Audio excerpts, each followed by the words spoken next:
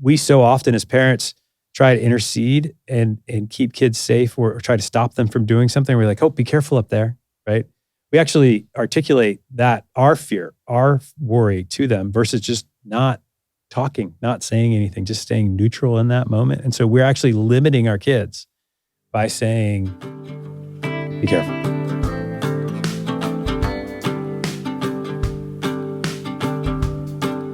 Hello and welcome back to the Hannah Frankman podcast. I'm your host, and on today's episode, I'm speaking with Graham Frey. Graham has been working in the education world for decades. He's done everything from being a teacher inside of a traditional classroom to being head of school at a boarding school in Arizona to most recently being head of school at an innovative program here in Austin called Alpha School, where kids learn using adaptive apps for all of their academic topics. They don't have teachers.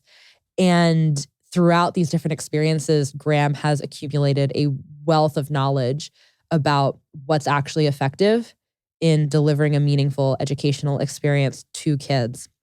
In today's episode, Graham and I talk about some of his most important hypotheses around what makes a good school. We talk about what parents should be looking for when they're vetting different school options for their kids. We talk about the role of a family's values in determining the correct education trajectory for their children. We talk about free-range parenting and the importance of giving your kids space to make their own mistakes and learn from the discomfort of the consequences of their own actions in order to help prepare them for adulthood. We talk about method acting as a metaphor for understanding how to prepare kids for adulthood. And we talk about the project that Graham is now working on, building out a studio that builds different school models and how he's thinking about not only building the schools for the future, but enabling other people to do the same. I could probably talk to Graham for 6 hours straight and still not run out of questions to ask him. He's an absolute wealth of information, and I really hope you enjoy this conversation. Graham, thank you so much for taking the time to come on the show. I'm excited to have you. Hannah, it's great to be here. Super excited about it. I have a very long list of things that I want to talk about, and there is no way we're going to get through all of them, but we're going to make an effort to try. I want to kick this off by just talking a little bit about your background, because you have such a varied experience in the education world, probably one of the most interesting resumes of anybody I know in the education space. How about that? You've kind of done it all. Can you talk just a little bit about your background? Because you've been head of school at a number of different schools. We'll get into what you're doing now in a little bit, but can you just talk a little bit about your background in education and some of the work that you've done? Sure. I think the best place to start is actually the beginning of where I got interested in education. I was a sort of regular kid in a large public school in second grade and got into trouble a good bit. I was pretty bored in school.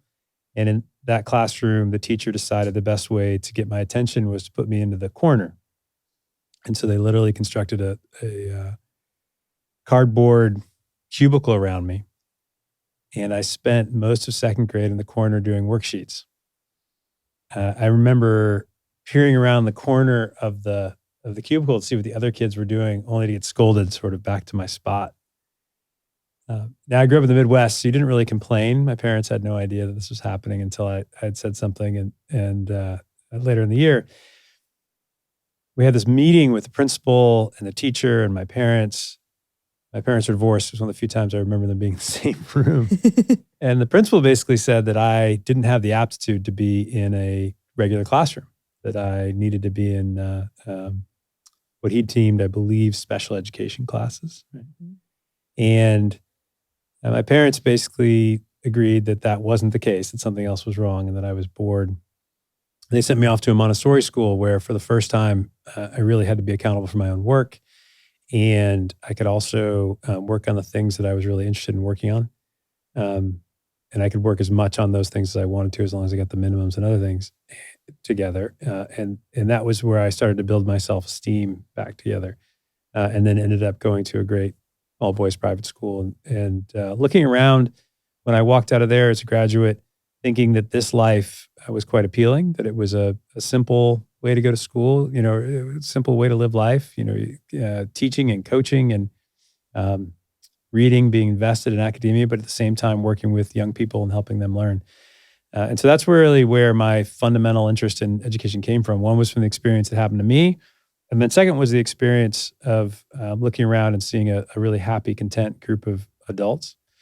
Obviously, it seemed like that to me because I was a kid going through that process. And I had a neat teaching experience my senior year. I worked at this school called the Urban Community School, which was in downtown Cleveland. I grew up in Ohio. And that place was based on kids who in the neighborhood who needed the education most. And so there were, it was a really diverse population. And it was also a culture shock for me in some ways. One day I went to school to teach and kids had been accosted at the bus stop.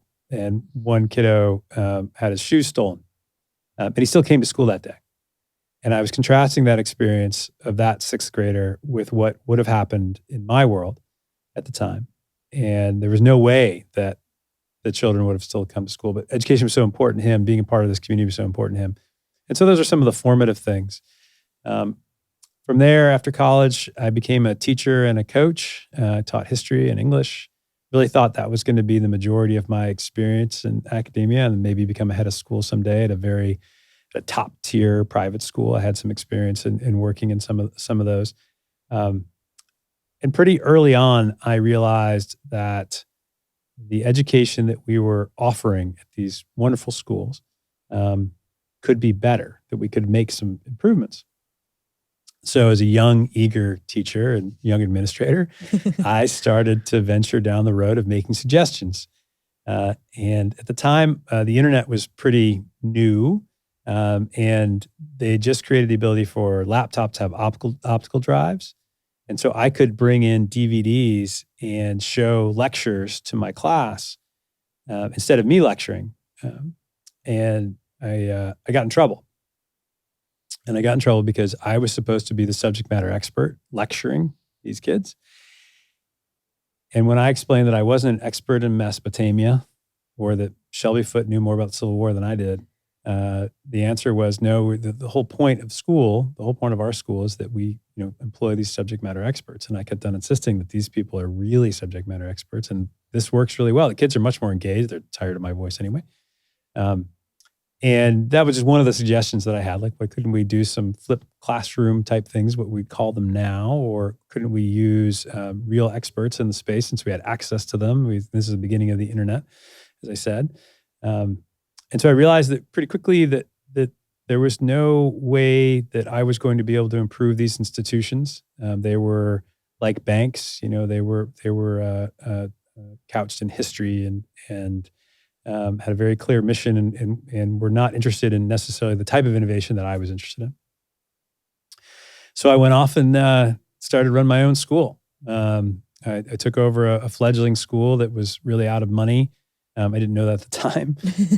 And I was pretty young. I was in my late 20s and was able to fix that school, turn it in from a nonprofit to a for-profit and sell it.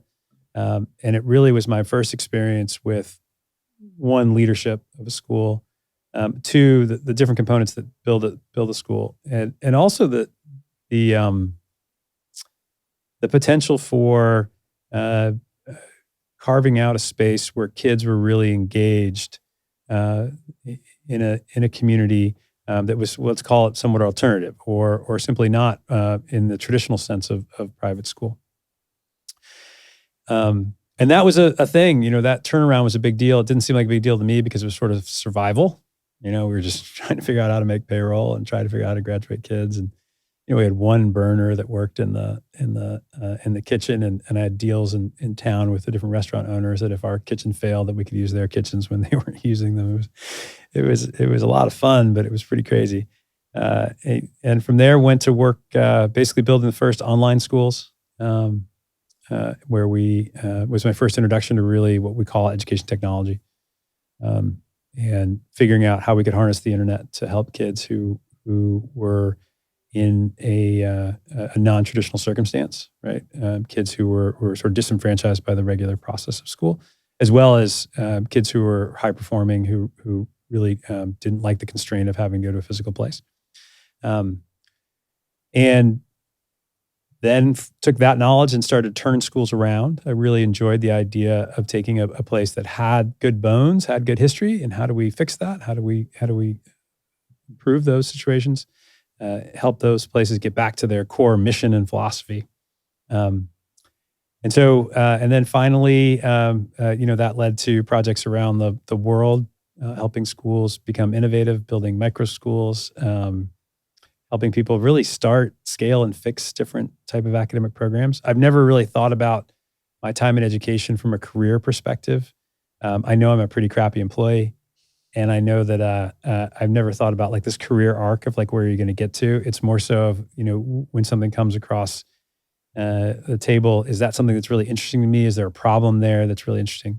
And the last project that I just wrapped up here in Austin was building a network of adaptive our schools that are based in adaptive technology, which I believe is the only one of its kind in the world. And, again, a really interesting problem, like how far can you go with adaptive technology to teach kids? And so that's a type of thing that I've been involved in. But there's really no, it's a really meandering, it's interesting, I think, maybe because it's just a meandering process of like, oh, that seems really interesting. Let's go try that. And oh, let's go, let's see if we can fix that problem. And mostly problems that other folks have just said, that's kind of crazy. I'm not going near that. So what defines a project that's exciting to you? Like what types of things catch your interest? Yeah. I think it goes back to solving two particular problems when I think about education at large. One was what I experienced, right? How do you look at a boy who's in second grade and just decide he's just not smart enough? That he just doesn't have what it takes to be part of the mainstream school community. Two was a young man that I had when I first started teaching. He was an eighth grader, and he was really disinterested in school. And his father came to me and said, "Look, the school has said that we're going to excuse him from school. We're going to throw him out of school." And even though he's been here since kindergarten, now he's in eighth grade.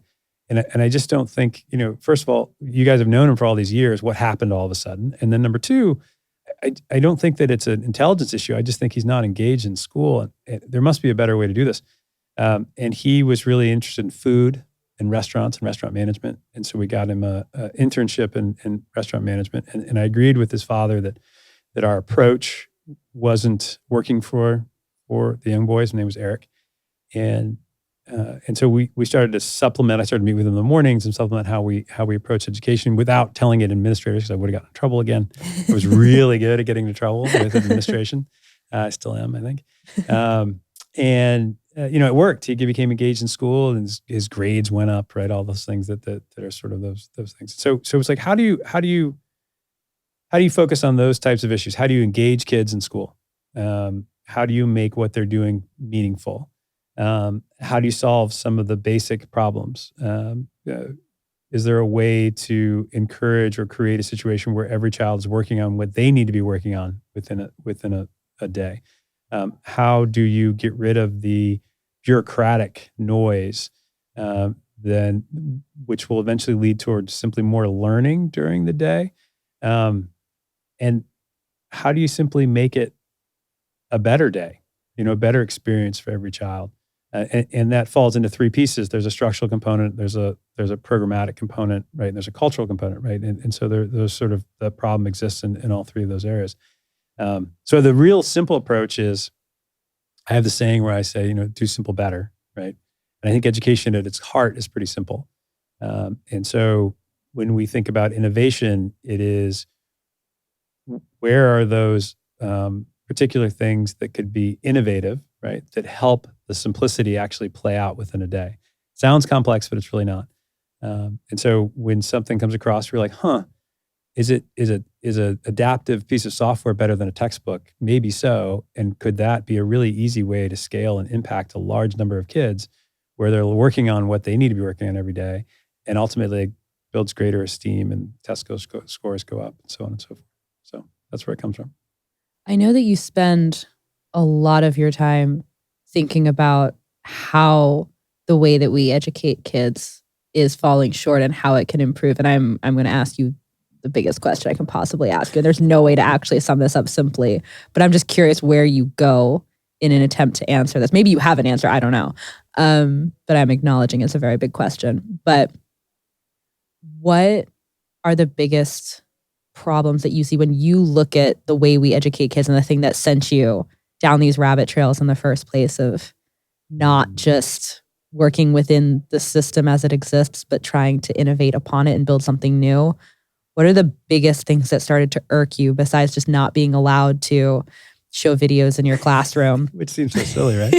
Except it makes sense because it's an expression of a much deeper problem. Right.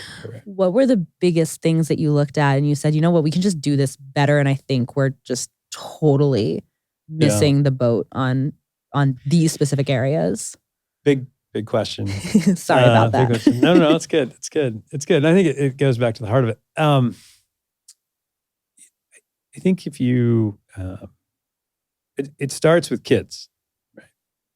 And that seems sort of cliche, but a fourth grader never has another October 31st of their fourth grade year. It's Tuesday, right?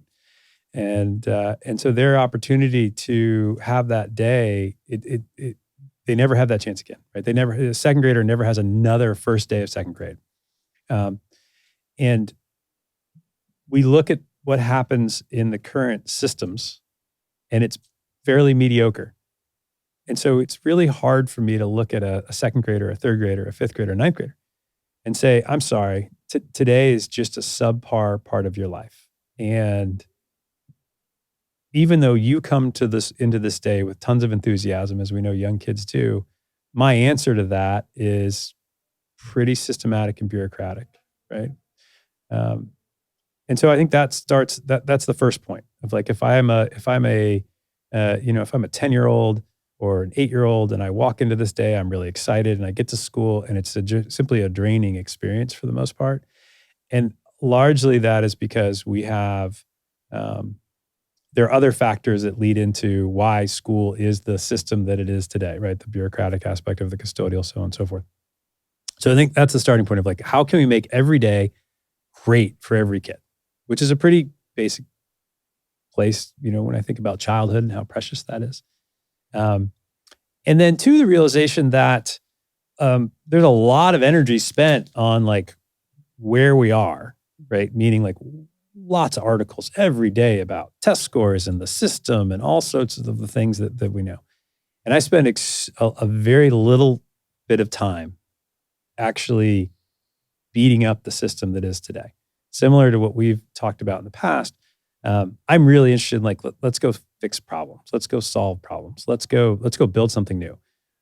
You and I could spend hours talking about all the messes that are around us. And there are lots of people who do that.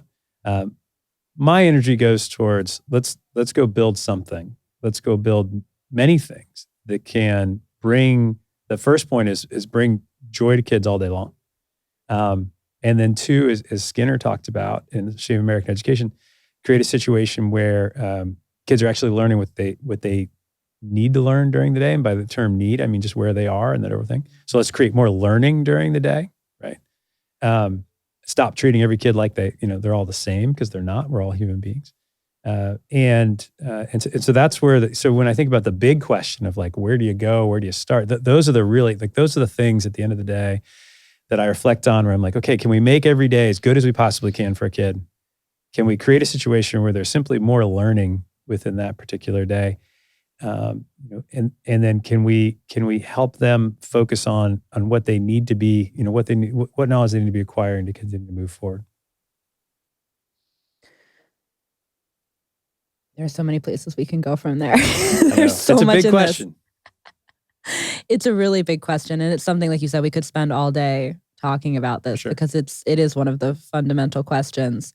But to your point about harping on problems versus actually taking steps towards doing something about it. You and I are very aligned on that front, that you can spend all day identifying problems. It's important. Like you have to be able to point out what's wrong with something, partly to validate the intuition of parents who haven't done a deep dive into the world of education, that yes, you're not crazy, that your kids aren't thriving in school and it's not the kid's fault. It's the shortcoming of the system. Right. So that is important. But then really the work lies in building something better, which you've taken a stab at from a number of different angles. And there are a few different pieces of what you've done that I really want to dig into with you. First of all, I want to talk about the technology component, because you alluded to this in a few different places in your backstory. Like this is a recurring theme that you've been exploring. But what is your current hypothesis on the role that technology should play in the classroom and the role it should play in how we think about education more broadly? Because I don't think we think about technology and education very well together. Like I think we miss a lot of the potential. I know you've thought about this a lot. Yeah, I think you start there, right? Like it's strange. We have this whole ed tech industry, and a group of friends and I have this joke of like ed tech. Is that really a thing? Right? And it's, wait, what do you mean? Meaning like in most industries, there's innovation, there's technology that we use, but we don't. It's not like a condiment. Like in education, it's almost like, oh, I need a little seasoning or I need some ketchup. And so I got a little bit of ketchup or some mustard, but it doesn't really affect the main, it slightly affects the main course. But in most industries, they're all intertwined, right? You use all these different systems and so we think about innovation as a holistic perspective, but we have like this other thing on the side that's like ed tech. It's like a Yeah, I'm going to interject your train of thought for just a second, because I don't think I've asked you this before. Have you ever read Venkatesh Rao's Breaking Smart essay series? Ooh, I've not. Oh, you would like it. You should read this. It's a whole essay series. I think there's like 20 or 25 essays, and the whole thing, it's structured around the Mark Andreessen quote, technology or software is eating the world.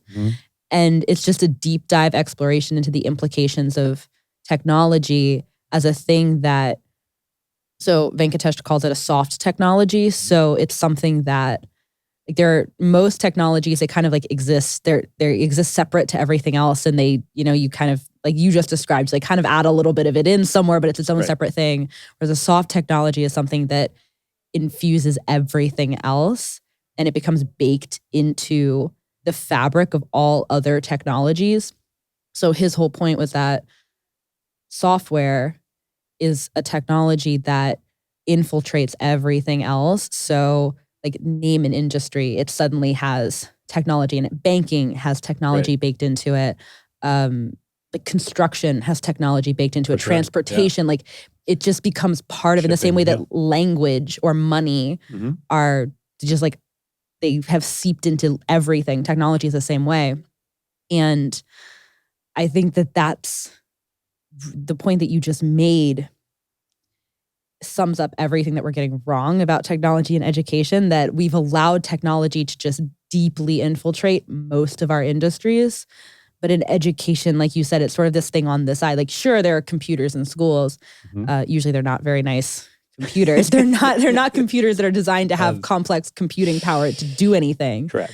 But the software tools that we use are very base level. They're not expanding at the rate that they could be. Right. I think base level, often it's an implementation problem where the decision makers in a school or a district may be purchasing software and not really think about how it's used on the ground. There are several times where I listen to educators think about how they want to use software and realize they don't have that deep understanding of how software actually works. And then I listen to people who create software and they talk about how teachers are going to look at a classroom, and I sort of laugh and go, you haven't spent any time in a classroom, have you? And they're like, oh, well, my sister's a teacher. Like, that's awesome. But that's actually not how it works. In education too, we often, we use software to replace a lever that's being pulled by a human. And that's not necessarily innovation. You start with the idea of like, do we actually need that lever anymore, or is this a way for us to replace that with a different process? Is there, so that goes back to like, how do we create more learning during the day? And so really thinking about how do we, how do, if you talk about infiltration, which may be seen as a negative for a lot of people in the education space, but how do we follow this basic premise, which is there a way for us to use software when what it does is better than what a human could produce? And then conversely, can we use human power when it's better than the software? And remember, schools are human endeavors, first and foremost. We're taking young people in, we're keeping them safe. Those young people really want to have a deep relationship with one another. They want to be known. They want to be known by an adult who's outside of their family, and they want a sense of place. And primarily, that's what a lot of the adults in the space are doing. And so that, let's start with that. And then we think about like, how do we use the software so that we can produce, I don't want to use the better outcome, but let's stick with better learning throughout the day. Is there a way to be smarter about how we schedule? Is there a way to be better about how we deploy content? Right. I don't know when the last time you read a textbook happens to be, or it's like a 6th grade textbook. They are not enjoyable experiences, right? Often we use technology for the sake of technology in schools, meaning we have a one-to-one iPad system, and we use the software that comes with like the Apple Pen, and you watch kids try to write on a tablet, and you can tell like how hard it is. They can't see; they're zooming in and out. And you're like, gosh, it'd be a lot easier with a piece of paper, right? Just a lot easier with a piece of paper. And so I think there's sometimes where it's just that becomes, you go to a point of like some schools will actually publish the number of computers they have in a school because they're in the building because that'll be a way for them to market versus like, is this really contributing to the outcomes that exist? So I think if you follow that rule of saying, okay, in this case, software does a better job than, and I'll give you an example, than a human. In other cases, there are times where humans do a better job than the software. And if we do that the right way, it actually frees up the human beings in a building to have more human moments with kids, to have more real connection moments, and going back to what we know kids want. So that's an advantage. A real easy example is we know that kids would rather interact with let's say, AI-fueled bot to get help on homework than they would necessarily have to wait to ask somebody a question. And that's true. Remember, a lot of the kids who often are asking the questions in class are the ones who don't necessarily need help. You worry about the ones who actually aren't asking for help. So the anonymity that sometimes can just come from asking a bot and getting a really clear answer, or an answer that helps lead them to solving their problem, is a really efficient way for schools to use technology that is also, not just pulling a lever that that we already have that exists. So I think you get smart about that. I think that there are some really big places where we underestimate where technology can do a better job than a person can. Can you give some examples of some of the biggest places that you see technology doing significantly better than the average teacher that we're maybe not utilizing? Sure. And so, we make sure that, it is as a former teacher and somebody who has a ton of respect for teachers, sometimes it's the situation that we put these teachers into.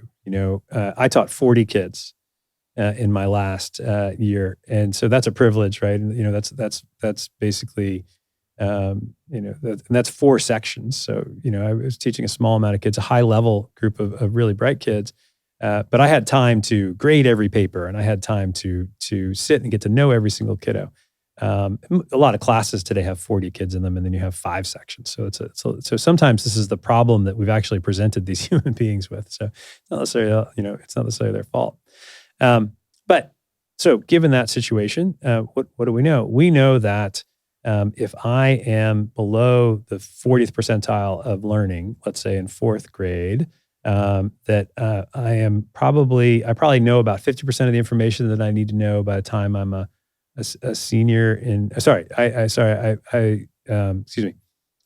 I know that if I'm at the 99th percentile of learning in 4th grade, I know more than 50% of the information that I need to know when I'm a senior in high school, right?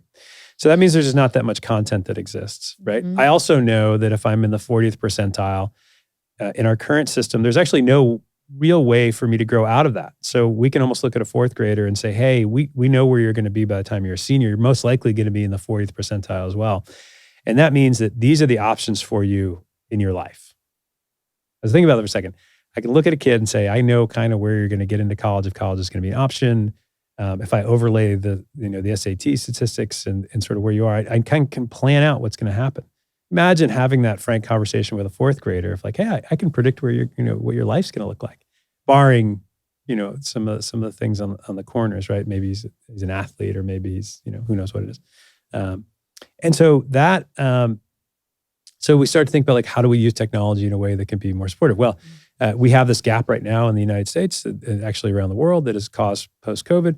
We know that we can use software to actually meet kids where they are and help accelerate them, a year or two from an achievement and growth perspective in a very short amount of time. So in other words, these kids can catch up. They can learn, they can grow, learn a lot of information, which will help them get up to grade level. And that changes their entire trajectory. Now, could humans do that? Sure. But we would need armies of tutors. And that's simply something that we can't do at scale. So there's one example of how, I think technology implemented the right way. Obviously, the chatbot piece, I think, is how we help from that perspective. The utilization of apps versus textbooks, right? Just allowing for kids to get practice that's pointed towards where they are. It's much more engaging for kids, and ultimately we're looking for that sense of engagement. And then I think to alleviate some of the administrivia, the attendance taking and the kids moving around and just how archaic a lot of the systems are. And maybe one of the, obviously you get into AI as well. That's a different part of the conversation, but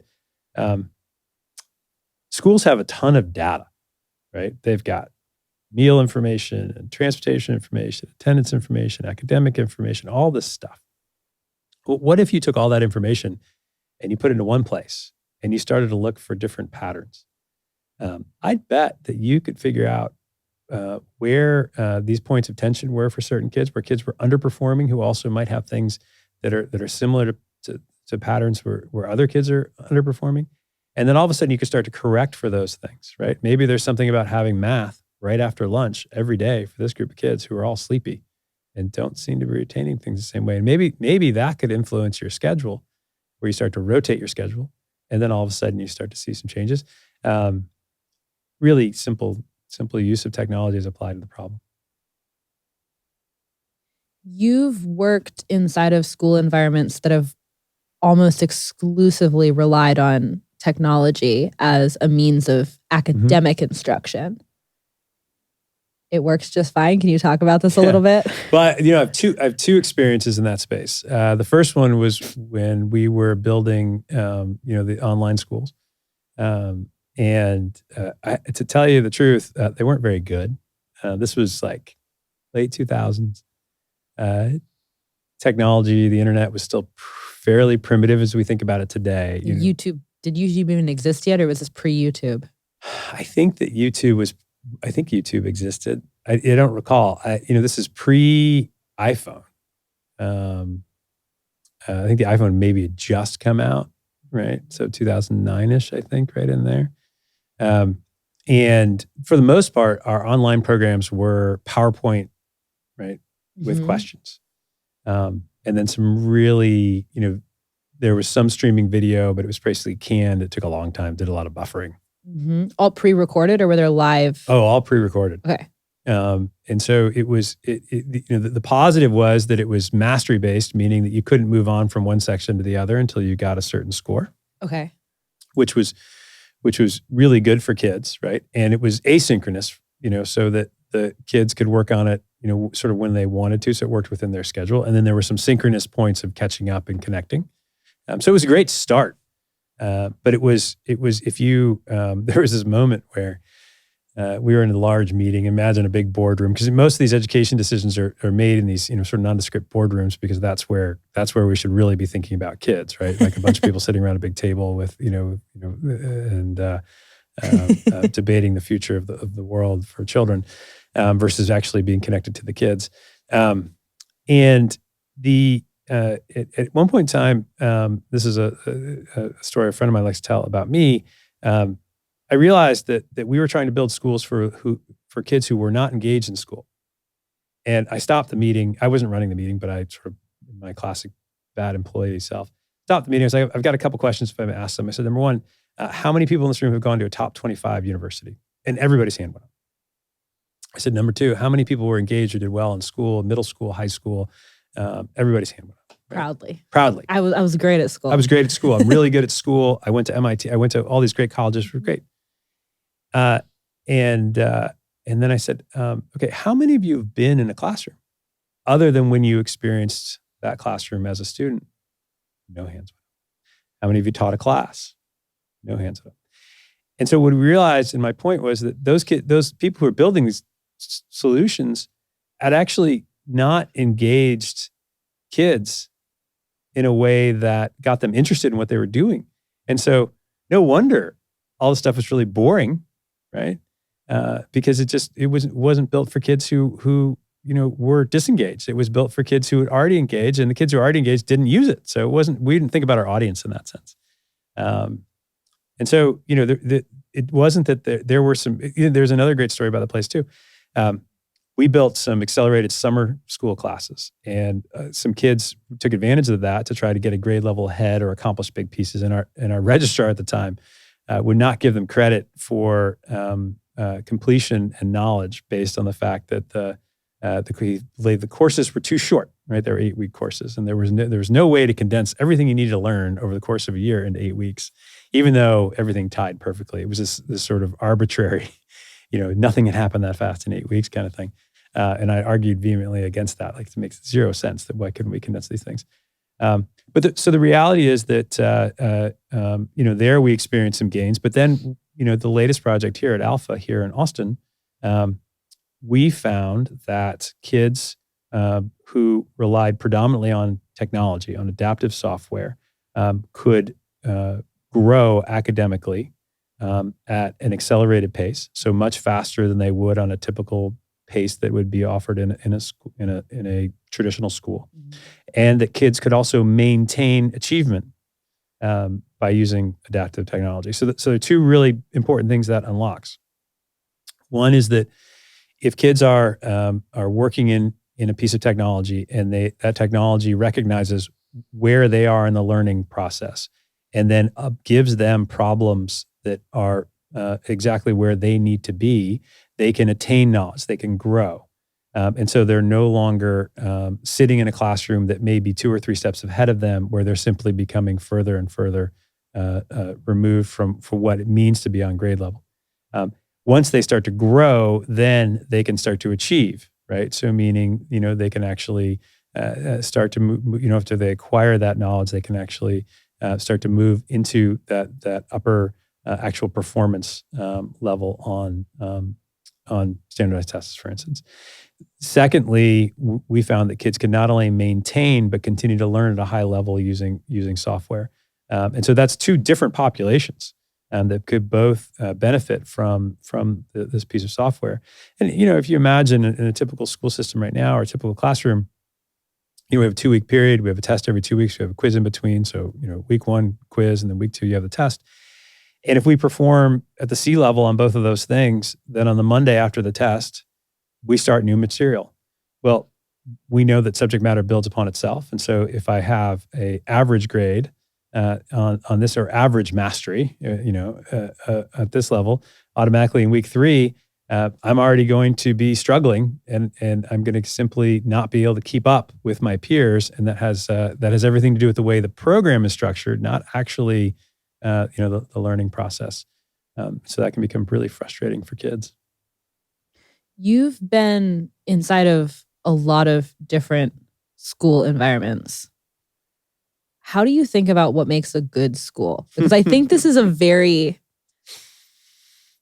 really hard thing for people to wrap their heads around, because I think there are stages to the awakening to the understanding of what one is looking for in education. The first stage is to realize that the status quo default system is not just like a safe thing to just entrust your entrust with your child and just presume that they will be fine. They might be, but they might not be too. Sure. And it's not as much of a given as people might think. And then from there, people start to think, okay, well, maybe I'll look at a private school. And if it's in the private sector, it will be by default better. And then if you go down the rabbit hole a little bit more, you start to realize that most private schools are actually just public school with slightly different rules and slightly different trappings, but like they're basically running the same model in a lot of cases. It's not all that different. Right. And you say, okay, well, the things that were broken in public school are still broken here. So then I'm looking for something beyond that. And then you start to see innovative schools, and that gets really exciting because they're doing all kinds of interesting things, but it's this broad spectrum of everything from democratic schools where the kids are all voting on what you're going to do for the day to self-directed learning centers where it's basically the kids it's anarchy and they're just unschooling themselves and there are no rules. And then there are schools like some of these ones you just described where there are no teachers. And then there are other schools that are much more heavily focused on these are the rules and the standards by which we do things. We have these very high expectations of the kids. And it's very overwhelming at first glance. And when you start to dig into, okay, how do we think about a school? How do we think about what we want for our kids? It starts to become legible. Like there is a logic by which to sort through the different attributes of different schools. But at first glance to the uninitiated, it can feel very overwhelming. And even to someone who's done a lot of research, there are a lot of variables to be looking at to assess all these different schools that are not even measuring themselves necessarily by the same metrics. So how do you think about what makes a good school? Yeah. So let's go back to that do simple better idea. Like what is what is the mission? What does the school set out to do? And then what's the philosophy? How does it do that? That's where you start.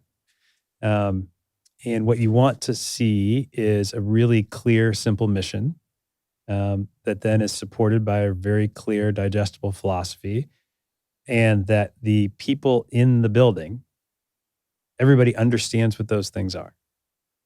That seems like a oversimplification, but that's kind of where we start, right? Like, what are we going to go do? How are we going to go do it? Does everybody understand what we're doing? And I've run into many schools who can't do that.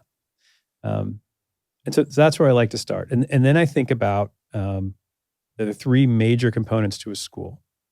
That if my goal is to have a mission and philosophy that work together, that I need, there are three components to those.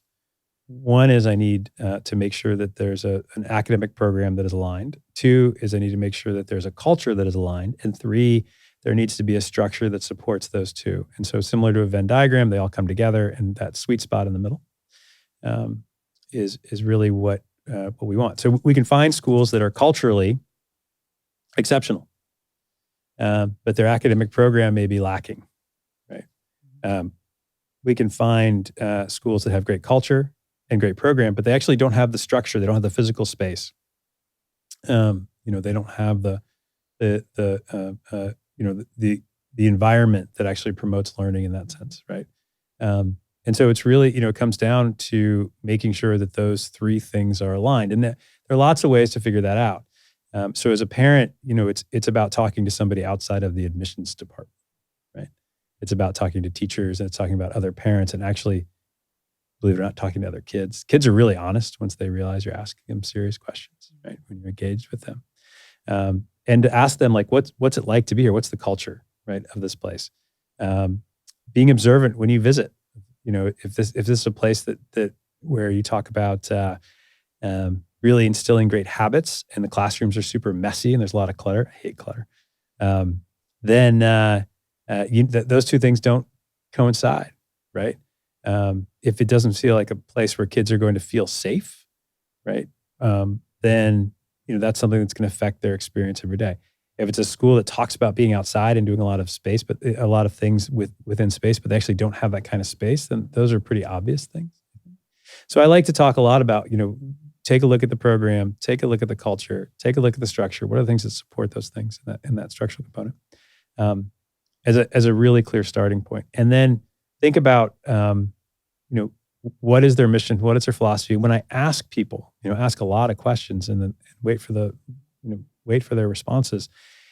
Can they really articulate what that mission, what philosophy is? Is everybody aligned within this organization? We talk about often where schools have gone wrong are when people start tending their own gardens. They're not really worried about what's happening outside of their classroom. They're just going to take care of their little garden. And so they're no longer worried about the farm, just their little plot. That's not a good thing, right? And then some super obvious things like we would with any place. Like, do the people seem happy? Right? Is this a place that seems joyful? Do the kids seem excited and happy? Is there a treasury about it? Right? Are people paying attention to you as you come in? Are you being treated and is your kid being treated in a way that you would want them to be treated? I think it's pretty, I think it's pretty easy to detect those things if you really pay attention to them. And that obviously that has something to do with academic outcomes. That has something to do with some of those components that we can get into. But these are just the really obvious, like, is this a place that meshes with, is this a place ultimately meshes with my own family's philosophy towards education? How do I use these to determine whether or not this place is really a good school? So I think that what you just said is a really important subset of this to also talk about the not just the external. If you think about the raising of the child as the internal and the external, there's like the part that the parent is doing. And as someone with children, you're much more qualified to talk about all of this than I am. Yeah. So I'm going to ask the questions and you can expand on the actual, hard-earned wisdom of how to do this. But there's the internal within the family structure, raising of the child. And then there is the external, you're outsourcing part of the education to someone else. And this exists on varying scales, right? So I grew up homeschooled, but my parents were not literally the ones sitting down and teaching me every single thing about every single subject. They were outsourcing a lot. They were outsourcing to online resources that we were using. They were outsourcing to recorded video lecture series that I was watching in high school. They were outsourcing to the teachers that our homeschool co-op had contracted to teach me Spanish and drama because my parents weren't about to do that. And so even though they were not outsourcing the entire package, they were outsourcing piecemeal, they still were outsourcing to someone else they had to choose who they were outsourcing to. Right. And decide what resources were vetted enough to be worth putting in front of their child. But when you're thinking about, I think it's hard to determine the relationship between these two things sometimes, the internal and the external. Oh, that's well said. You're thinking about choosing a school for your kid. And whether it's a part-time program or like a full-on like boarding school or something in the middle, which is where most people land. You're not necessarily thinking about it in relation to the internal stuff that you're doing in raising the kid, like your own value set and your own role in educating your kids. And I think about this a lot. I'm going to take this in a weird circle and then I'll come back to the actual question. I think about this a lot because I've walked a very non-traditional path my whole life, as you know. I was homeschooled. I did not take the normal career path. I've been doing my own thing for a long time. And doing your own thing requires being able to think in first principles, because when you're not following somebody else's rules, there's no formula to check your work against. If I go out and decide I'm going to work this type of job for a while, or I'm going to start a blog or a Twitter account or a podcast because I think is useful to me, there's not some very clear-cut rubric that I can go back and check and say, okay, if I put in these 3 inputs, in 6 months, I'm going to get this output because there's a formula that everybody follows and it just works. I am recreating the wheel to some extent. And in some ways, it's very inefficient. I just do it because I find it fun. But in some ways, it's also I know that I don't want the formulaic results, so I have to do something different in order to, work out my hypotheses of what I think is going to get me to where I want to go. But I have to think from first principles about what I actually want because otherwise I'm going to end up somewhere completely accidental because there's not a clear A to B to C to D trajectory to follow. And so I had to get really good really early on in my life at thinking in first principles. And I didn't even know the term first principles at first. I was just like, doing the thing. And then I read some Descartes. And I was like, oh, wait a second. There's people have been writing about this for centuries. I did not know. I thought I was reinventing the wheel. This is great. Yeah. But I had to be able to think like, okay, I value this thing. Therefore, what are all of, like, if we work backwards from that, if I want to get to point C, but I'm currently at point A, what is the point B that I have to be able to jump to in order to then get to point C? And so to me, it's very intuitive to think that way. And so I've brought a lot of that back to how I think about education on like a meta-philosophical level. It's like, okay, if we're thinking about how we want to educate our kids, we have to think about where we want them to go. And then we look at where they are right now. And then we look at the delta between those two things and we start solving for that. And now we have the whole equation to be solving. We have all the variables that we need. But I don't think it's necessarily intuitive for people to think about it that way because most people haven't had to trial and error again and again and again, figuring this out for themselves. I think for a lot of people, the education of their own kids is where they're stepping off the conveyor belt for the first time, especially right now in the 2020s. But I think like all of that, to bring this back to the actual question I want to ask you, I think all of this really comes back to like you have to understand your own values and your own desired outcomes in order to be able to say, I want my kid to grow up to be X, or I want them to have like Y set of skills, or to be equipped for life in Z way.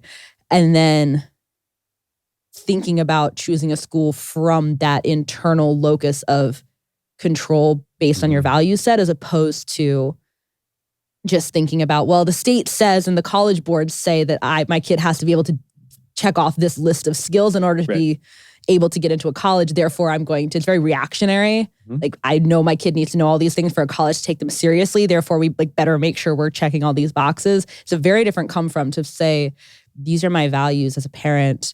These are my values as a person. This is the kind of person I want my child to be in terms of values when they grow up.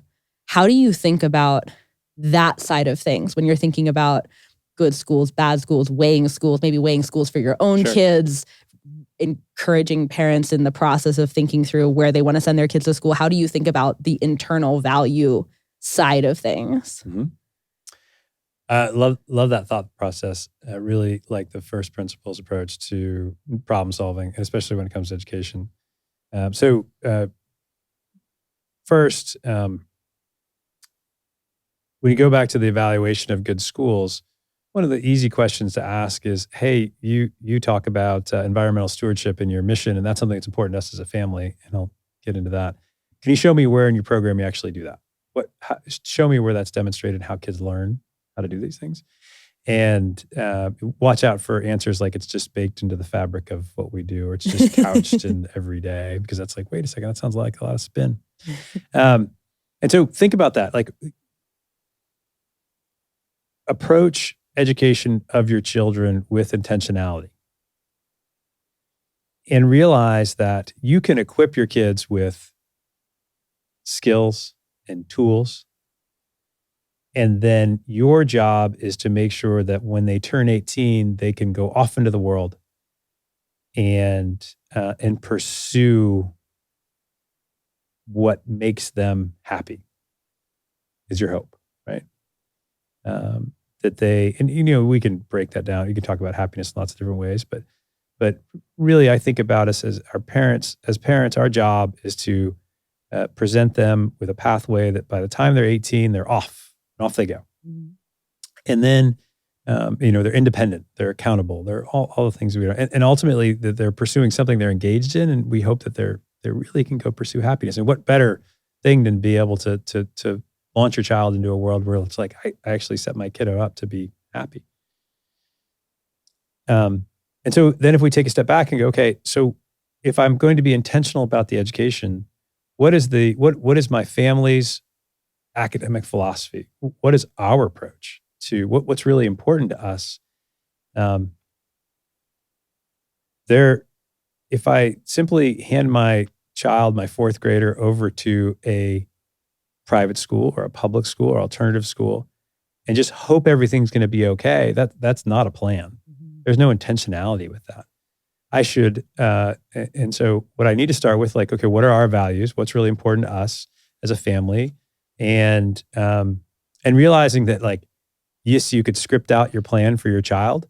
It is a bad idea, largely, right? Most kids are going to find a point where they're going to jump off of that script. And so it is, maybe it is, look, what we really value for us, it's a really rigorous, highly academic education. And that's what's really important to us as a family. And that's simply a family value that we're going to be. It may be that purpose, right? We want our kids to discover their why, and then we want to be able to align that why, have that sense of purpose, and align that with activities that help them build that, right? That's really important to us. It may be as simple as, I want my kid to be great at math because I believe math will unlock all things, right?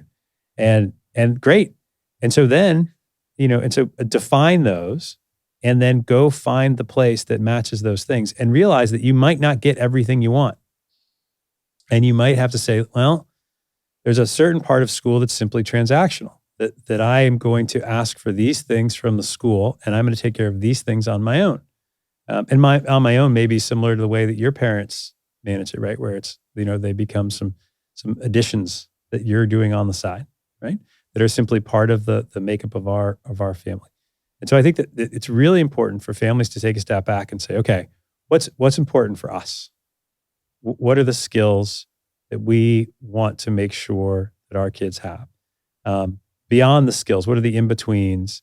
Is sense of purpose really important for us, or do we not care? I don't care what my kid's why is. I simply want them to be able to go to the best college they possibly can. There's nothing wrong with that. That might be something that we think will propel them. And then we may require that child to go to college. I don't know how you require 18-year-olds to do things, but some families figure this out, right? And so, that may be the best option. And then you go find a school that's aligned with that particular set of values. And I think it goes back to saying, like, you say you do these things are important to us. Show me how you do them and show me how you measure the success of those things, which is a really simple thing to do. And make sure they can give you that information.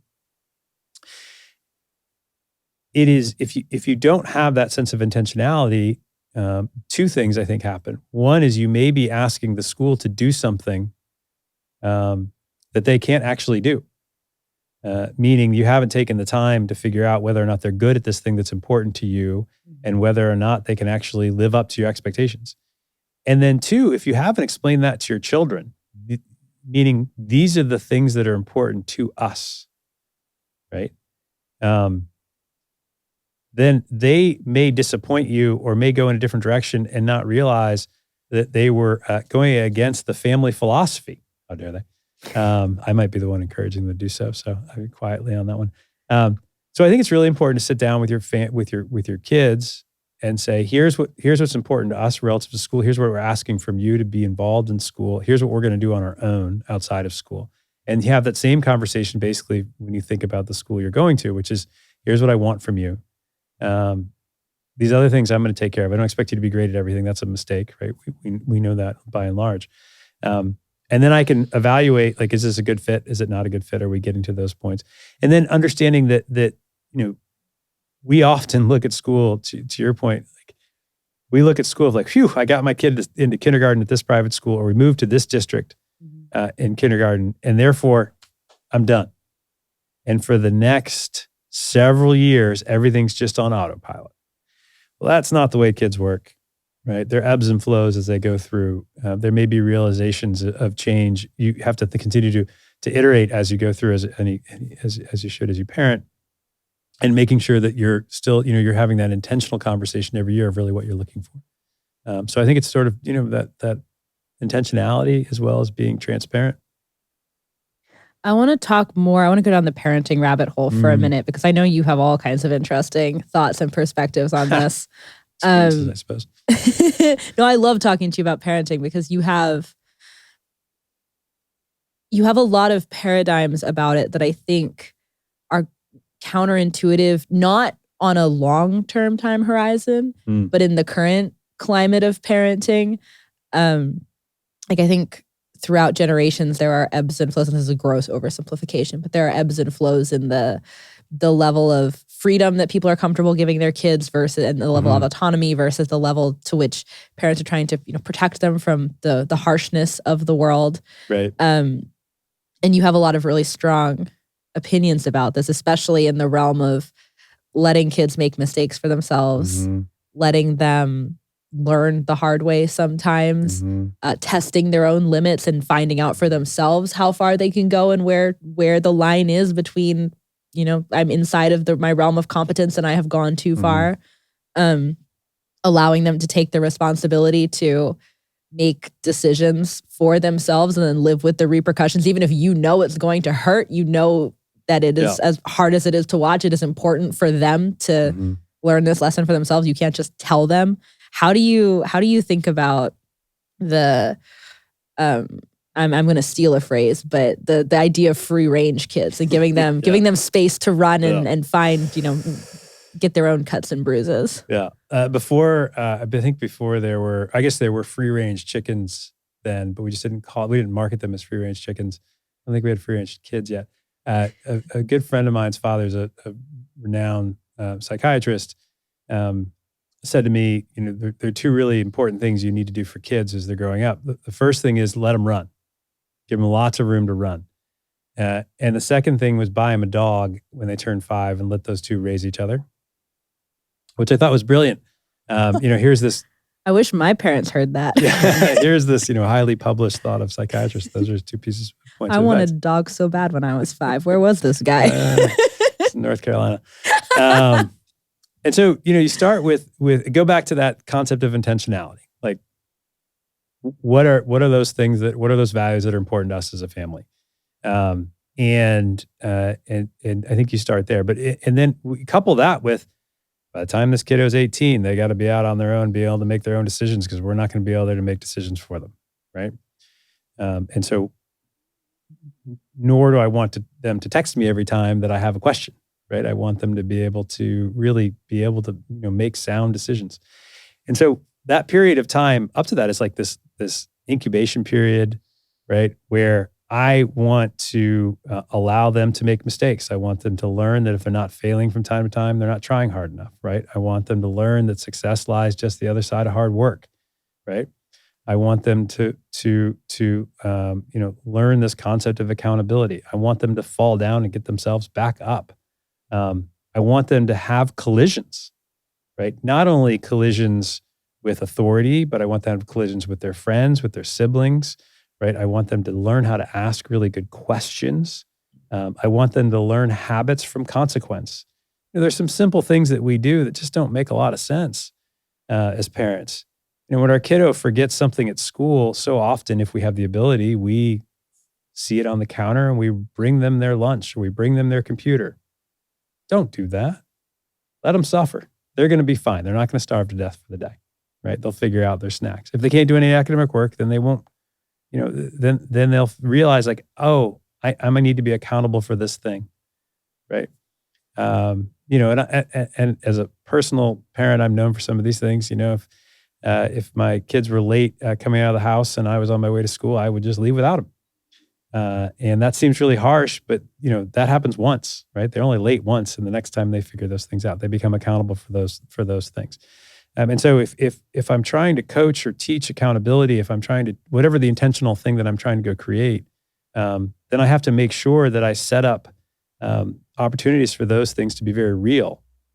And school education, youth is one of those times where they're really safe, right? I used to, I ran this wonderful boarding school in Arizona, and we had a very large campus. And on that campus, we had food service, and we had a maintenance department, and we had a nurse, a full-time nurse, and all these different things. And I gave my kids full free range. And I basically said two things to them, which were pieces of advice that were handed down from a wonderful, longtime teacher there. The first thing was, when it rains, don't play in the wash because they'll flood. And the second thing is, before you pick up a rock, make sure you look, because there might be a snake or a scorpion tonight. And those were the only two rules. And every once in a while, a couple hours in, I'd poke my head up and wonder where one of my kids was. And, I'd see them driving across the the campus in a maintenance vehicle, or they would be in somebody's house playing with somebody's kiddo. And believe it or not, they always came back at night. They always came back when we had to eat. And when I needed them to be somewhere, they figured out how to be there on time. And it was that sense of free range, but it was really free range in a safe environment, right? They had to figure out how to get along with adults. They had to deal with being outside, right? And dealing with the elements that come from being outside. They had to figure out how to ask permission to play with others, right? And many times they had a lot of interaction, with adults when adults were working, and they had to figure out how do I interact appropriately with them. So lots of things they learned from those perspectives. So, I really believe that if you are intentional with the way that you set up the system around the kids, and you embrace things like letting them run, right? Really giving them run, letting them fall down. If you give them the sense of like, what does it mean to truly be accountable, and not in a manufactured way as much as like, this actually has serious outcomes for that kiddo. If they forget something for their soccer game on Saturday, then they can't play, and let them suffer through that, right? They're going to be fine. And by the way, the soccer team's going to be fine. I mean, your fifth grade soccer team, if they lose one game, it's really, in the grand scheme of things, it's all going to be okay. And so let those things occur. Then and if you don't let those natural collisions occur at that age, right? Where else is it going to be that safe, right? It's and the reason I use the school example is like, there's nothing really is going to run. There's a nurse, there's all these adults around. The kids are going to be fine, but yet in their sense, they're like, wow, I have all this responsibility and all this freedom, right? I have all these things to choose from, and there's genuine, at their age, there was genuine risk involved, right? They're like, oh my goodness, if it rains, I better stay out of wash, or I'm going to drown, right? Or I might run into a rattlesnake. Well, those are all true things, right? So it's sort of like, prepare them minimally for those things if they happen. And then, I think we need to change our relationship with risk, right? We there's this great HMI, High Mountain Institute, talk about this, but we have such a bad relationship with risk. We don't put kids into situations where we allow them to assess a risk and then act upon it, and that does not prepare them well for the world. And sometimes, so I am not risk averse, as you might imagine. I don't track my kids. I don't have a way to track them on their phones. I trust them to tell me the truth, and there are consequences if they don't. I give them a lot of room to run, including, I was just talking to my sister-in-law about this when we were in Dublin. I basically said to the boys, like, we're going to meet at dinner at this time. One of them was in, one of them, I think it was in 6th grade. One was in 9th grade at the time. And I said, we'll meet at dinner at this time. Here's the restaurant's address, and don't go north on O'Connell, because you'll probably get your ass kicked. Right. And those are the 2 rules. Right. And then they set them free within the city they'd never been to. Some people may think that's nuts, but I'm like, I don't know. Kids, it's going to be fine. Right. They're going to be okay. So I think it's, giving that sense of room, allowing for reducing the level of risk. And that risk is not only, from a city risk, it's also a physical risk, knowing your physical limitations, letting them fall down. We so often as parents try to intercede and keep kids safe, or try to stop them from doing something. We're like, oh, be careful up there, right? We actually articulate that, our fear, our worry to them, versus just not talking, not saying anything, just staying neutral in that moment. And so we're actually limiting our kids by saying, be careful, right? We're limiting our kids by saying what they can and can't do, or what they don't do well, and versus just watching and observing and letting them figure that out on their own. And then if they come back and say, I'm not good at that thing, reminding them that you may not be good at it yet in your terms, or, it's hard to tell if you've only done it once, right? Giving them that sense of encouragement, but just staying neutral in that way. It's a really fun topic. I mean, we could go on and on about that particular one, but ultimately it's like, let your kids move and run. Let them experience things on their own. Don't always be the expert, because in fact, you should know where your knowledge ends, right? And try to reduce your level of risk aversion, right? Let them figure it out. It sounds almost like you're describing, I don't know exactly what the right term for it is, but it's like Zen parenting in order to raise strong children. Like, there's this weird and very beautiful dichotomy between what you're describing as being very relaxed about the things that it's very easy to not be relaxed about, and keeping the bigger picture perspective, which is a very Zen, paradigm of, in the grand scheme of things, this isn't hurting anything. It's totally fine. The lesson is more important than making sure that the discomfort of this situation is being micromanaged. But at the same time, the entire purpose of all of this is to raise strong adults who are not fazed by the small inconveniences of life and who understand how to ride the momentum of their capabilities and understand where to stop before they encounter something that is too much for them to be able to grapple with and stay steady through the tumultuousness of life. Yeah, I think there yes, I think the part of it is being, relaxed on, you lay out your expectations, you lay out your standards. Mine are really straightforward and simple, and then you work within that framework. Now, I will say there are rules that we have, for instance, in our household that some people think are silly. So in high school, we have a no sleepover rule. And a part of that is from my school experience of I know exactly when things go south, and 99.9% of the time it's not a sleepover.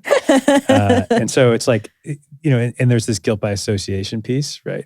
But it goes back to the end of your thing, which is like, when am I ready to start making some of these decisions? And getting kiddos to also understand, like, am I ready to handle the situation I'm about to walk into? Am I going to figure out what this is, or do I not really know what I'm getting into? And so I think sometimes you can create these frameworks where you help kids with these situations. And it goes back to that construct of like, all right, how do I can let these collisions occur in a space where I can sort of know what the consequences are. But when we get outside of that space, then there's probably some parenting that I need to be smart about and say, okay, is this a situation where I just know the risk is so high and it could have long-term implications on and as well as immediate implications on my kiddo that I kind of need to eat or seed in this particular space. And so it's a different set of stakes in that way. How do you grapple with the fact that there are snakes under rocks and there are washes that flood when it rains? Like there are monsters and wolves and dragons out in the world, and your kids might accidentally run into one and you're not there to help them if you don't have phone tracking on. And I think this is a fear that lies very deeply inside a lot of parents, and they would rather be safe than sorry. And so they're afraid to give their kids the space to probably mostly benignly bump into things that will never hurt them, but you don't know for sure. And so, we want to make sure that they're safe. How do you grapple with the fact that what if they do run into a snake that's under a rock and you could have prevented it had you done something differently? Yeah. So I've got all kinds of anecdotes on this, but one easy story on this is I remember watching a kiddo across the street, and his mother was yelling from her car about, yelling at him to tell him to, pay attention, to cross the street, to look both ways, and constantly giving all these instructions. And so what does the boy do? He stops in the middle of the street and looks back at his mom because he can't hear him. Meanwhile, their car's coming. If she had just let him cross the street, he would have been fine. Another one of my favorite stories on this is a friend of mine. They're eating dinner, and his wife breaks down in tears, and he's, "What's wrong?" He said, "Well, our son's got some sort of mental development problem, and I don't know what to do." And he looks at her and says, "What happened? What's going on?" He said, "Well, he can't feed himself, and the other 3-year-olds can all feed themselves, and he can't. And I don't know what to do. I've got a doctor's appointment tomorrow. We're going to have to solve this." And my friend says to his wife, "Have you ever tried to let him feed himself?" And she said, "Well, no." "Well, let's see what happens." And so they put food in front of him, and miraculously, he fed himself, right? And so, that's the notion of like, my kid's never going to be able to feed themselves. They're going to starve to death, right? So on and so forth. So I think it is, yes, those monsters exist, but that goes back to let's start meeting those monsters in a semi-controlled space, like a semi-controlled, space. Like, let me start to figure out my social relationships at school or in a smaller group where I know that the small collisions, right? When I run into a kid, when a kid pushes me, so on and so forth. Somewhere in the background, there's somebody that's going to make sure that doesn't escalate too far, right? Although, I still have some friends who like to sort things out through boxing. But just understanding, like, and that I think you can calibrate for where you are as a parent. Like, I'm not saying everybody needs to be as risk averse as necessarily I am, but my thing is, like, think about that consciously, right? Because to your point, they are going to run into those things. And so part of that thing is being prepared. Now, my kids have grown up in a very much an outside world, right? They've been in those situations. And my kids have made some bonehead mistakes as far as being outside is concerned, right? Skiing areas that they're highly prone to avalanche, thinking it's going to be okay. And you're just sitting there like, of all the things we've talked and taught you about, how could you make this mistake? Well, adults make those mistakes too, right? So it's not just necessarily about being a kid, but it's also just a mistake that some people make.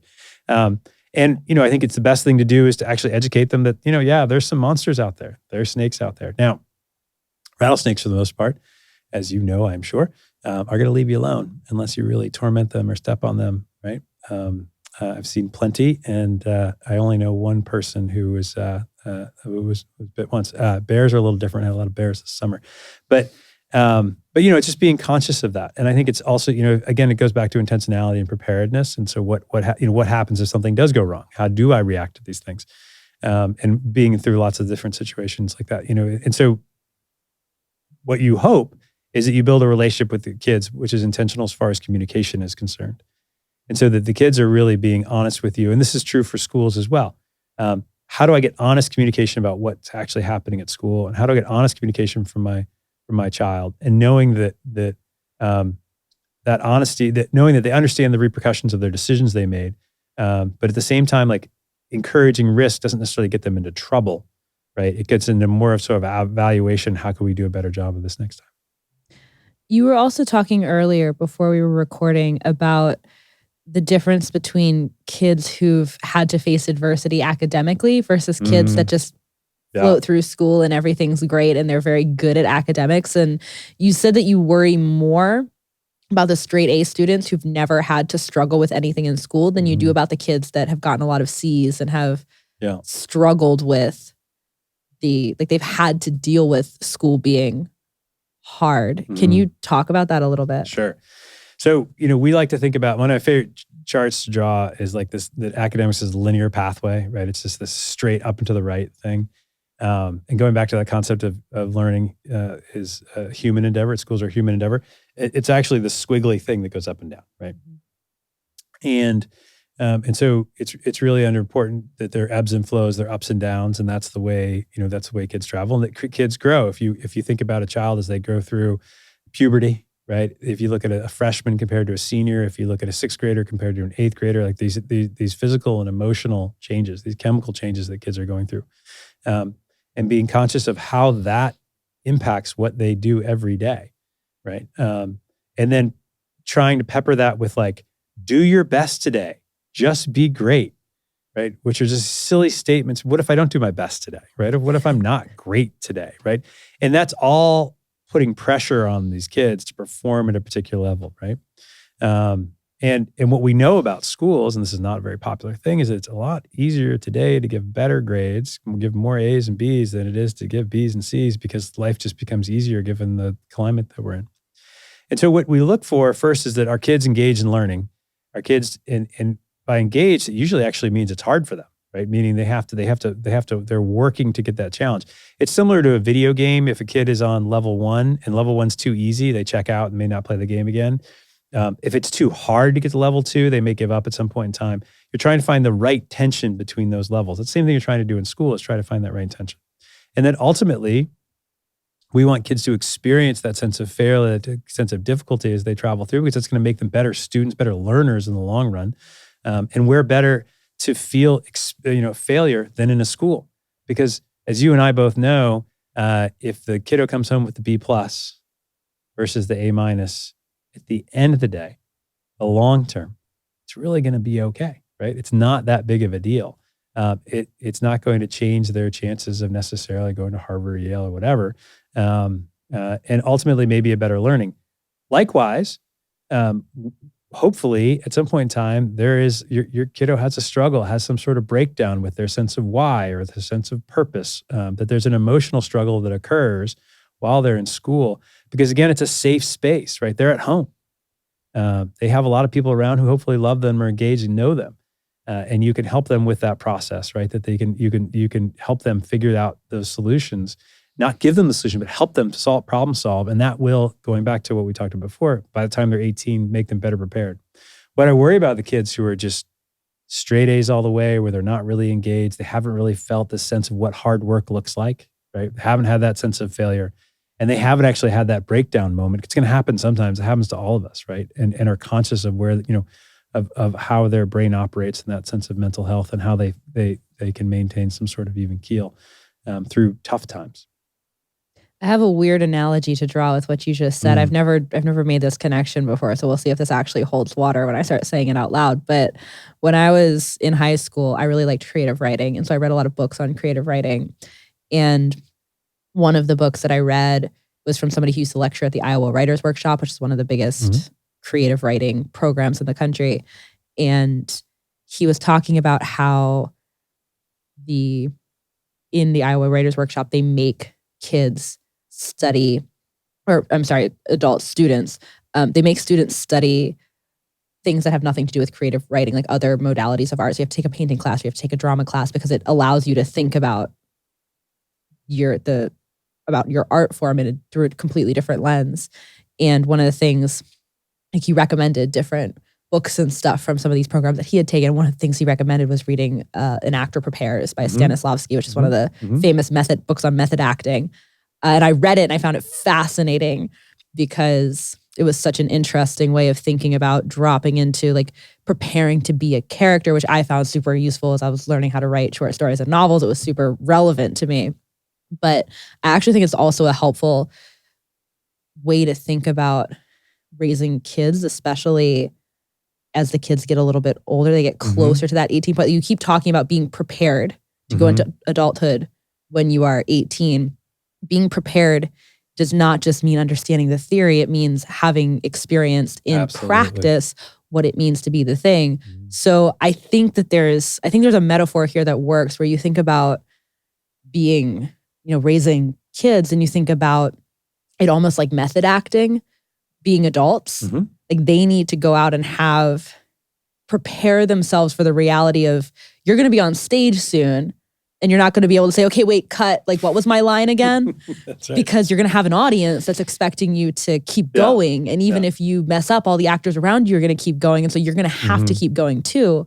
And so the more you can prepare by embodying the things that you'll have to do once you're an adult, the more comfortable and confident and in your flow state you'll be able to be when you get on stage, the better your performance will be. And then, life is a meritocracy. So if you perform well, then you'll get invited to the next play, like it'll keep going on and on. If you don't, you can obviously recover, because life is also infinitely complex and full of opportunities, and you can recover as many times as you want. But, it's a lot easier if you don't mess up on stage. But I think that, like, thinking about preparedness through the lens of, like, actually embodying the things that you'll have to do as an adult is a helpful frame of reference. Please poke holes in this if you think that this is flawed. But I think this ties back to a lot of what you were saying about, like, helping kids practice grappling with the uncomfortable, and, like, maybe you actually should be really worried about them if they haven't had to. Yeah, no, I think I really like that. I think because it is, the sort of all the world's a stage kind of thing, and so.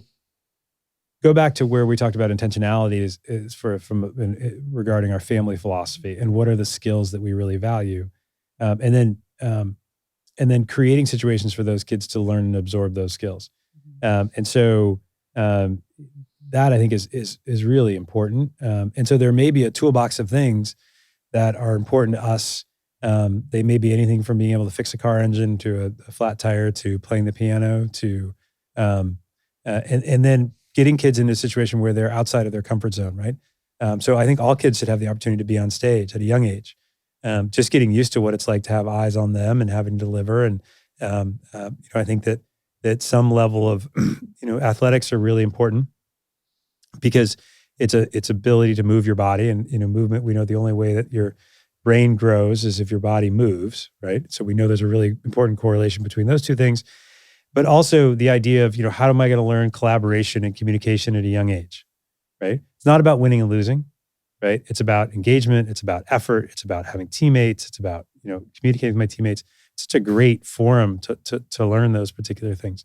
And so I think to your point, yeah, it is a little bit of that method acting component, right? Of like, how do I, and as an adult, you play a character in this. Like you are a character very much for your kids.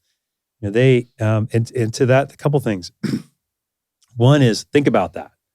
We talked before this about how many parents, like the phone thing.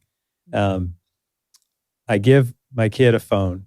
It's $1,000 piece of equipment that has access to the world, all this engaging information, TikTok and Snapchat, all this great stuff. And then I battle with that child. Battle day in and day out. Get off your phone. Put that thing aside. I need you to pay attention to me, right? That doesn't make a whole heck of a lot of logical sense, does it? Right? No, it doesn't. Number two, so it's about like how do we create guidelines and boundaries around that? Number two, often we're telling that to our kid, and yet we're like looking at our phone while we're saying that out of our eye. We're like, but this is business. Right? This is business, right? You don't have a business, right? And so just being smart about like, how do I create intentionality? How do I create guidelines? How do I create, I go back to making that sort of agreement with my kids, and I'm square on those things. And then pulling your kids through. So by that, I mean like, this is, yes, it's a shared life, but this is very much your adulthood.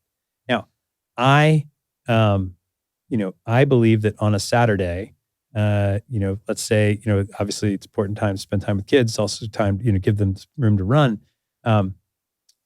Don't make them the center of attention every Saturday and Sunday. What is it that you like to do? If it's going for long walks, then haul your kid with you. If it's going to watch a car race, then go to the car race. Pull them into the things that you enjoy, because remember, they're looking at you, in that character viewpoint, and they're observing everything you do, and you're shaping the way they think about things. And if you can show them, ideally, like a full throttle life is the term that we used to call it, where you're really engaged in these things, and you're engaged, you're reading about it, you're experiencing it, you're doing everything you can to be engaged, to be fully engaged in that thing. That will help them understand what it means to really to be passionate about something and to be engaged in that thing, as well as the work that it takes to do so. And then they'll learn and they'll see a side of you that will help them shape that viewpoint of you, right? And it's just be super conscious of that. Sometimes the way that we think about, the kids think about their parents, and I think it goes back to the same thing with the school thing of like, does school reinforce that, right? Are the characters who are that they're seeing at school? I mean, I talk that great teachers, are very theatrical, right? They very much are embracing their position on stage. It's not just about the content; it's about how they're engaging the kids. And I am a much different person on stage when I'm teaching kids than I am in my own introverted self, in many ways, right? Because that's part of the role. But I like I like that analogy a lot, because I think that's ultimately what's helping them get to that point of preparedness. And then, when you go back to like, how do I just need to find a school that fits into that, right? How does this school, it's not solely responsible for preparedness, but how does this school augment that? How does this school play a role in these things? And how do the outcomes that come from the school, according to what if everything works the way we want it to, how does that work? We could go down this rabbit hole for probably 2 hours, but I know you have somewhere you need to be after this. So I'm going to pivot this, because there's another whole subset of things that I want to ask you about. Talk to me a little bit about the work that you're doing now, because you're in the process of developing multiple different schools. You have a whole thing that you're working on. I know we don't have time to really get into the weeds on this. We can go as deep as you have the time to go before you have to bounce. But I want to talk just a little bit about, because this is, you've been a student of what makes a good school for many, many years now. You've been in all different types of school environments. As you mentioned, you've run a boarding school, you've run online schools, you've done everything in between. And now you're taking everything that you've learned through this process and are building out new schools. Right. Talk a little bit about this.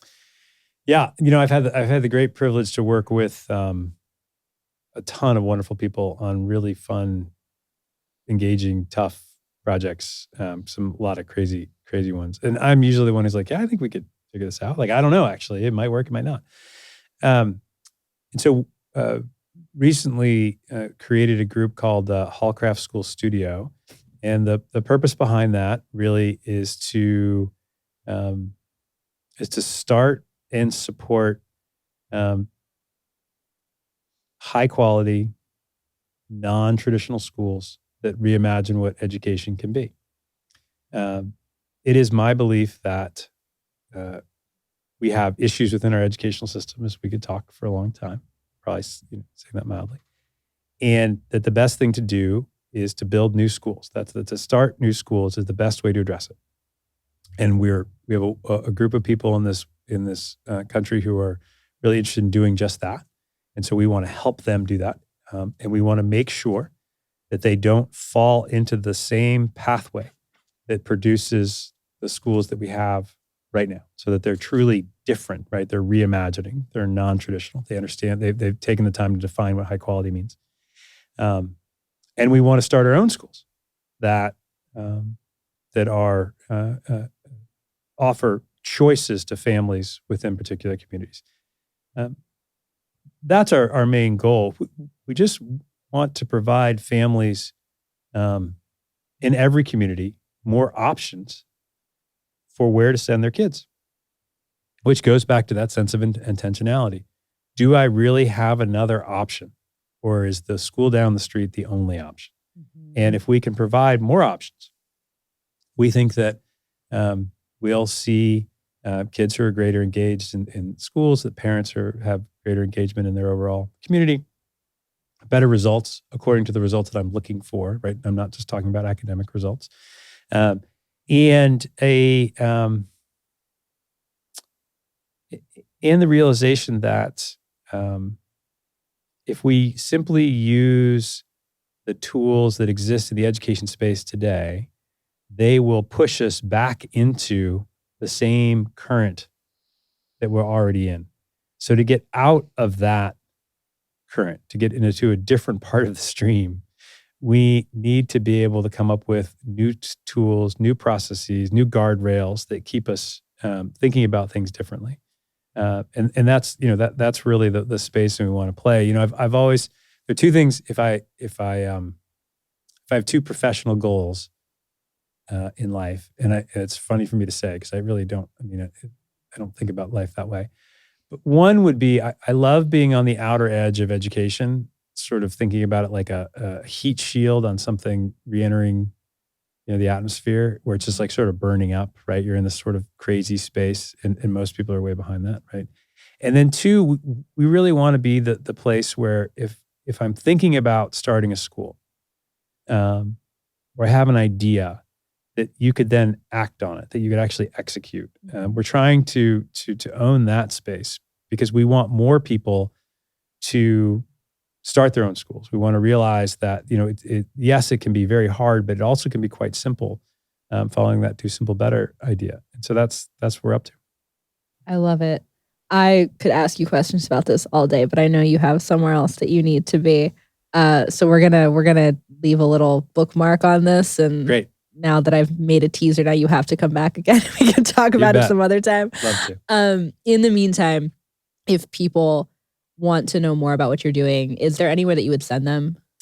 We've got a little simple website, Hallcraft, Hallcraft School Studio, .com, hallcraftschools.com. And that'll give you some information on that. Amazing. We'll put that in the show notes. And I will say that what you're working on right now is very cool. I'm very excited to 6 months, a year, whatever the timeline is, to have where you have, because you're working on a ton of stuff, but it's all really new. I'm really excited to have you sitting here again talking about what's actually emerging out of these different projects that you're building and what's coming into being, because it's very cool what you have going on. Thanks. Yeah, it's been an exciting process to get started. It is it's a totally new way to look at sort of starting schools. We're not an incubator per se or an accelerator. We're really this sort of studio is applied to this, and we took the name. I wanted to have a name that reflected rolling up your sleeves, not sitting in that boardroom and thinking about school or in the ivory tower, but really thinking about like, how do we roll up our sleeves and sort of, and get into the weeds of education, but at the same time have a little ring to education. And that school studio concept is, we're going to come up with lots of different models, and that's what we want, with all these different flavors, because we really think that's what families are after. So it should be a lot of fun, and so far so good. I love it. I'm excited to talk about this more as what you're doing starts to take off. Thank you so much for taking the time for this. This has been so much fun. Hannah, it's been awesome. Anytime. Really appreciate it. Be careful what you offer me. I'll have you back in here sooner than I threatened. Sounds good. Thanks, Graham. Take care.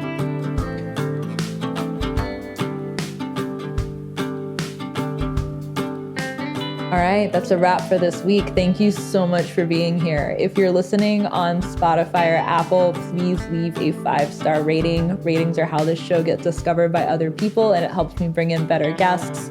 And no matter where you're listening, please like and subscribe to the show to make sure you don't miss a future episode. That's all for this week. Thank you so much for being here. I'll see you next week.